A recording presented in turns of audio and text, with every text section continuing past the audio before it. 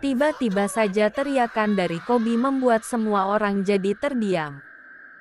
Koby juga meminta para admiral untuk menghentikan peperangan karena korban sudah banyak yang berjatuhan. Admiral Sakazuki yang melihat aksi Koby berniat ingin menghabisinya dengan satu pukulan magmanya. Namun pukulan itu dihentikan oleh Shanks dengan pedang miliknya. Shanks juga memuji Koby karena aksi beberapa detiknya penuh keberanian. Lagi-lagi Kizaru mengincar kapal laut dengan tembakan lasernya. Namun Ben Beckman menodongkan senjata api ke arahnya.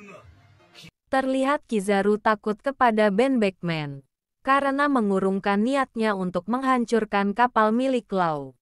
Tak lama kapal milik Shanks Red Hyrath juga muncul di perairan Marineford. Sambil memegang topi. Selamat datang di channel yang akan membuat ringkasan tentang episode anime.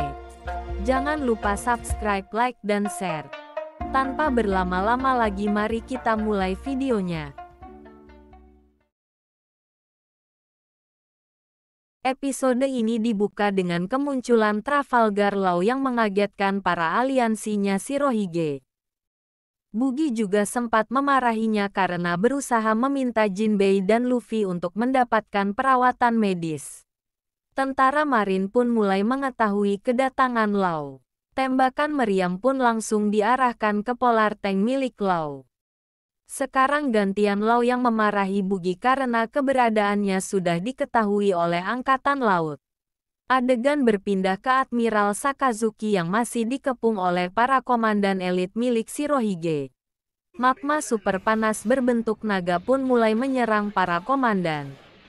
Namun Marco langsung menahan magma itu dengan api biru miliknya. Koby pun semakin merasakan sakit di kepalanya, karena bayangan itu semakin bermunculan. Cerita kembali berpindah ke Kurohige yang mencoba menyerang Sengoku. Tiba-tiba Burgess melompat untuk menyerang Sengoku. Namun dengan segera dihentikan oleh Garp. Kurohige mencoba menarik udara dengan kekuatan gura-gura miliknya.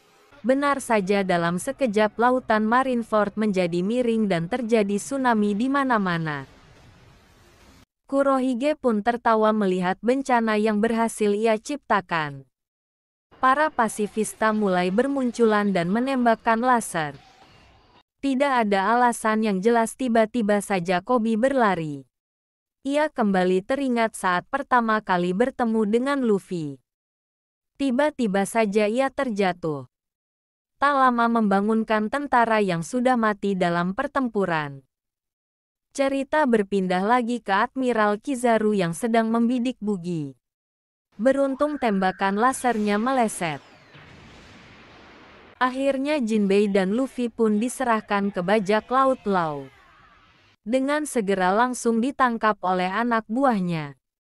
Sang kapten langsung memberi perintah untuk bergegas menyelamkan kapalnya. Tembakan laser pun sudah mengarah ke kapal mereka. Tiba-tiba saja teriakan dari Koby membuat semua orang jadi terdiam. Koby juga meminta para admiral untuk menghentikan peperangan karena korban sudah banyak yang berjatuhan. Admiral Sakazuki yang melihat aksi Koby berniat ingin menghabisinya dengan satu pukulan magmanya. Namun pukulan itu dihentikan oleh Shanks dengan pedang miliknya. Shanks juga memuji Koby karena aksi beberapa detiknya penuh keberanian. Sementara itu Luffy langsung masuk ke polar tank milik Law. Lagi-lagi Kizaru mengincar kapal Law dengan tembakan lasernya. Namun Ben Beckman menodongkan senjata api ke arahnya.